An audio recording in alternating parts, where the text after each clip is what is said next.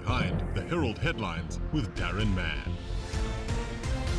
Behind the Herald Headlines with Daron Mann today, taking a festive look at things. Always good to get a good news story as we approach the holidays. We've got one of those from Summerstrand in Gqeberha. Beachfront car guards are involved as security along the Nelson Mandela Bay beachfront is getting a much-needed boost. Car guards with formalised training will be taking up their posts in the weeks to come. The initiative, which has been on the cards for some time, came to fruition recently when role players from the Summerstrand Neighbourhood Watch, South African Police Service, Metro Police and the Ward Councillor's Office all came together to launch the first group of certified car guards. Joining us from the Neighbourhood Watch, Marketing Head Ian Miller. Morning, Ian. Good morning, Daron, and to your listeners.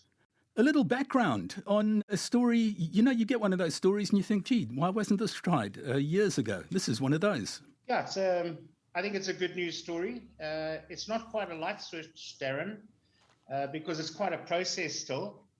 And just guide me if I'm going a little off track. But to give you some background, it was based on the Safer City model adopted by Commissioner Farrow and Warrant Officer van der Berg, who's the sector commander at Homewood Police Station. Ward Councillor Gous was also involved, and that was about 3 years ago. But it's taken a little bit to get it going, mainly because of the difficulties involved with various role players and getting everybody aligned, and then also the advent of COVID. Sure. So we're happy to say that this year, after many meetings and a lot of support from the Metro, particularly, I don't know if everybody knows Mr. Rabal and Zizi and the whole security sector there with Delia Lindua. They've helped a lot in helping us get the various color coding for the various beaches. And Daron, this is, you will see somebody at King's Beach with like a yellow flashy top with a blue base or a blue band at the bottom. That's King's Beach. And the yellow and the green band will be Homewood Beach. The yellow and the orange band will be Hobie Beach. And you will then have something good with the red band and Pollock with the charcoal. Now we see phrases such as formalised training and certified car guards. What sort of training do they undergo and what makes them certified? Okay, so the first thing is that, and let's say this is going to be applied more and more. To be a car guard, you must be able to get approved through a CIRA, and they will check you out and make sure you've got no criminal past. So your record must be clean, number one. Then you will be trained either through Ubuntu or through FADT, and the training is fairly comprehensive.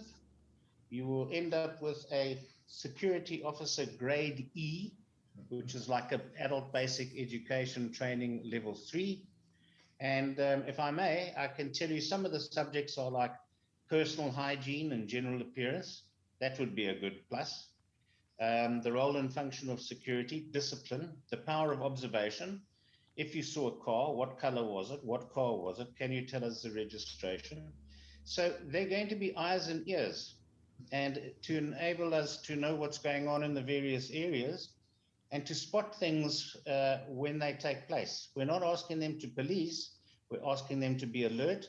And when the neighbourhood watch is driving around, or when SAPS are driving around, or when the Metro Police are driving around, they can make contact and pass on information. Now, Ian, with you is the chairman of the Summerstrand Neighbourhood Watch Association, Sean Tappan. If I could bring you in here. Putting all this together, difficult, take a long time, or easier than you thought? Thanks, Daron, and also welcome to the listeners. Yeah, it is something that takes a lot of time and effort. Ian took over this project probably halfway through the year and offered to assist Warrant Officer van der Berg and the Ward Councillor to revive it. Ian is very well connected in PE, and he knows a lot of businessmen and restaurant owners on the beachfront. And it was really his hard work and enthusiasm amongst all the other projects that the Neighbourhood Watch is busy with.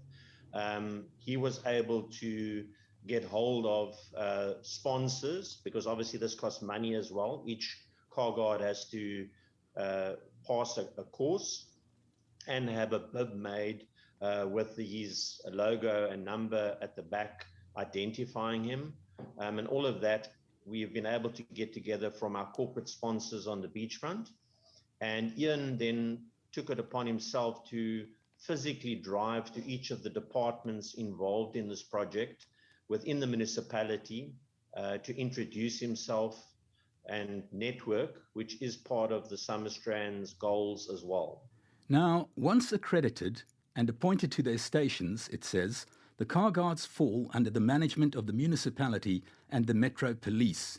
Each car guard will be issued with a name tag and their PSIRA certification, which they should keep with them at all times. How would the command structure look? Well, look, in terms of the car guards themselves, we are just the facilitators of this process to try and make it happen, not only for the beachfront, but for the Golden Mile and the tourists.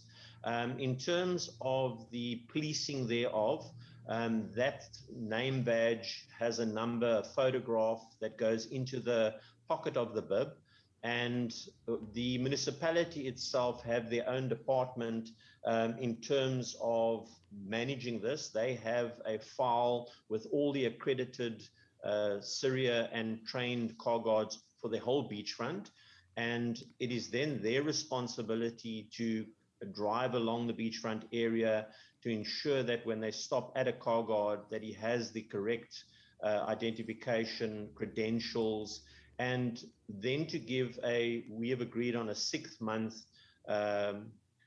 period of grace for those that are not accredited to then start the program, get a sponsor and get accredited. Otherwise, they then need to sort of take off their car guard vests that are easily available at builders, etc., and then leave the area.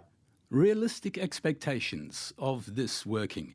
In your area, we've had the Kings Beach Life-Saving House, for example, broken into numerous times. Are you hoping this is going to put an end to incidents like that? Is it likely to put an end to incidents like that?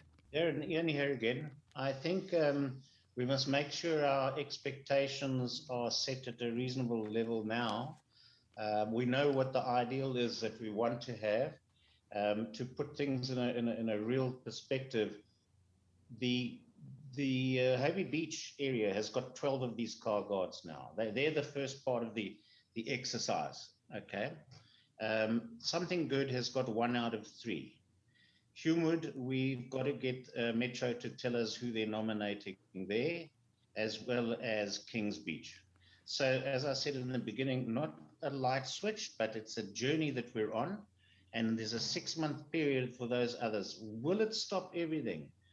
I'm not sure. I'm saying if you want to stop everything, you have to have more visibility.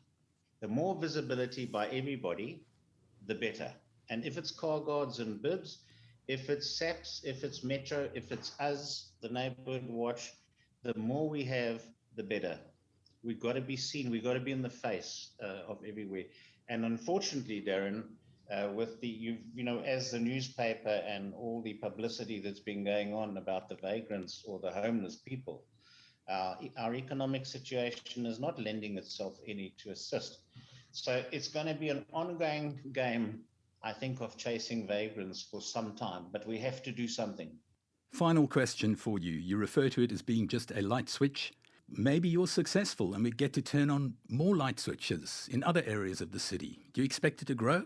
I'd like that enthusiasm from anything that's being done by anybody, to get everybody, how can I put it, everybody connected to what's good to be done for the city and to start getting more positive news going around. It is our goal to work very closely with the municipal players in all departments. The cleansing department is another one for when we're dealing with the mess that has to be cleaned up. That's just one. Networking has got to take place, and we have to give credit where credit is due to organizations, whether it's the Metro or others, so we can start to inject some positivity around us. I'm hoping, Daron, that, Sean and the guys in the tourism sector and the people along the beachfront, and we've been talking to all the the corporate fellas in the beachfront area, all those blocks of flats.